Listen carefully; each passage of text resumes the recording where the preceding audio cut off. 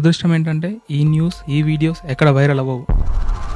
జపాన్ని దాటేసి ఇండియా చరిత్ర తిరగరాసింది. ఎస్, మనందరం ప్రౌడ్గా మాట్లాడుకునే టాపిక్ ఇది.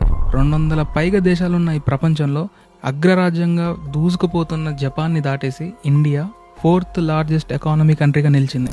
చాలామంది చెప్పేది ఏంటంటే ఫ్యూ ఇయర్స్లో జర్మనీని కూడా దాటేసి 3rd ప్లేస్కి వెళ్తుందని. ఇంకా మన ముందు ఉండేది చైనా అండ్ అమెరికా మాత్రమే. కానీ దురదృష్టం ఏంటంటే ఈ న్యూస్ ఈ వీడియోస్ ఎక్కడ వైరల్ అవ్వవు.